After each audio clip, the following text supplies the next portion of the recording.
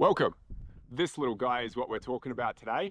This is the Bullet Seeker Mach 4 by Long Seeker. Welcome to another Wolf Den field review. It's good to have you with us. In this quick video, we're going to be talking about the features of this guy and my initial impressions. But before we get started, we do need to put some information out there. I purchased this out of my own funds, so there's no disclaimer necessary really. So with that over and done with, let's get started. Let's take an initial look. So the Bullet Seeker is capable of detecting velocities of up to 4,000 feet per second. It detects the bullet up to 1,000 times within the first 1 meter, and it's providing the true muzzle velocity of the bullet with no velocity decay compared to other types of chronograph designs. And as you can see, it also comes in a small form factor and it's relatively lightweight. Let's look at some of the features of the Bullet Seeker. So here we can see the battery cap, the battery charge port via USB-C cable. We've got the Bullet Seeker body, which also has a QD Picatinny rail bracket attached, a radar horn at the very front, and the on-off button here. Now, one point to note is the light will flash blue while the Bullet Seeker is looking to connect via Bluetooth to the companion application. It will remain solid green once the Bluetooth connection has been established, and it will turn red once the Bullet Seeker has been plugged into a USB-C cable. Let's discuss the mounting options. The Bullet Seeker comes with two primary mounting options: the QD bracket that we've already discussed, which indexes to Picatinny rail, and then the V holder. Now the V holder indexes underneath the suppressor or the barrel and is fixed in place via the lips on either side of the bracket using a rubber band or a lackey that extends from one lip over the top to the other lip to retain the Bullet Seeker in place. Now the bracket is easily removed just by opening up the QD and removing the V holder. Now, what we really need to talk about is my experience using the Bullet Seeker. Now, in full disclosure, I have used a number of chronographs over many, many years. I'm most familiar with the Infinition Lab Radar and the Magneto Speed chronographs. Now, using the Bullet Seeker, it was an interesting experience. All of the data for the Bullet Seeker is processed via the companion application via Bluetooth. And that's a pretty nice feature because it allows you to keep your phone open and register those muzzle velocities and keep an eye on the phone screen while the Bullet Seeker is conducting its measurements. And that companion application, it does provide a fair bit of usable information, including it details the number of data points, and those data points are incredibly useful for determining whether a reading is high confidence or low confidence. I will say that I used the Bullet Seeker in a number of different mounting configurations. I had the most success with the Picatinny rail and the V holder mounting configurations.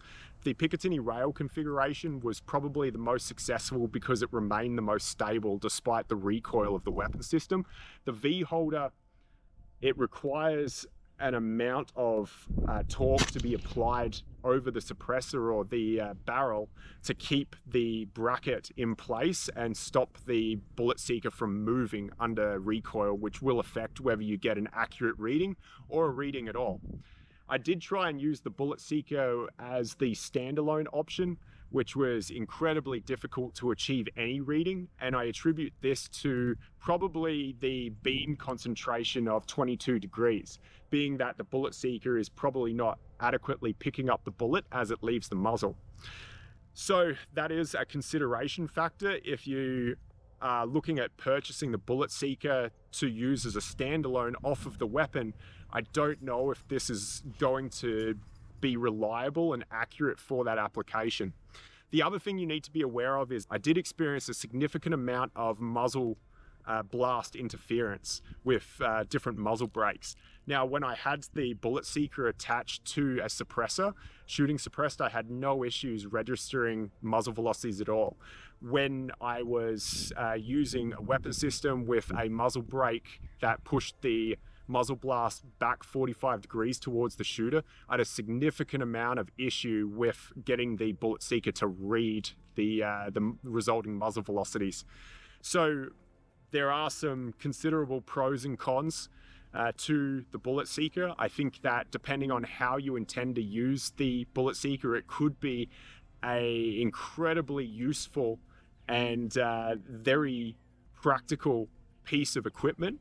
However, if you are going to use muzzle brake on a weapon, I do suspect that you might be better suited going towards the Magneto or the Infinition Lab Radar, understanding that the Infinition Lab Radar is also somewhat temperamental. You know, sometimes you have to run the Infinition a nice hot bath, light some candles, and also, you know, pour it a glass of wine, maybe turn some romantic music on, and then it'll give you a muzzle velocity reading. So just understand the pros and cons and the advantages and disadvantages to these different chronograph systems. So why all of this effort for a muzzle velocity measurement?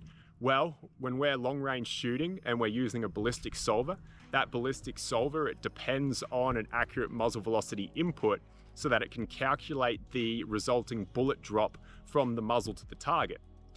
Now, if we don't provide the ballistic solver with an accurate muzzle velocity measurement or calibrated muzzle velocity, the result of that will be firing solution error that manifests in the elevation portion of a firing solution. So, what did I think about the Bullet Seeker Mach 4?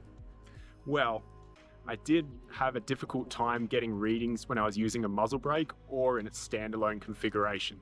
So be aware about that if you are considering purchasing the Bullet Seeker for standalone use, or you do use a muzzle brake that kicks that muzzle blast back on a 45-degree angle, you may experience significant difficulties getting readings. However, having said that, if you're attaching the Bullet Seeker to the weapon itself, once you figure out the alignment and you work through that, the Bullet Seeker becomes very reliable at giving you muzzle velocities shot to shot. In fact, once I had the alignment configured on each individual weapon, I very rarely had any issues, if at all, with picking up muzzle velocity readings shot to shot. I will say that the companion application is incredibly handy with a lot of usable information, in particular the data point information that it gives you to determine whether it's a high confidence or low confidence muzzle velocity reading. I think that the Bullet Seeker, it works best when attached to the weapon itself, which unfortunately defeats the purpose of a Doppler design if you're intending on using it as a standalone piece of equipment. So there is that. I think that the Bullet Seeker is a great idea, but it's just not suited to a diverse range of employment scenarios or employment environments where you might be using it across a number of different weapons, and you need accurate and reliable feedback on muzzle velocities shot to shot without having the time to be able to establish the necessary alignment prior to using the Bullet Seeker on each weapon.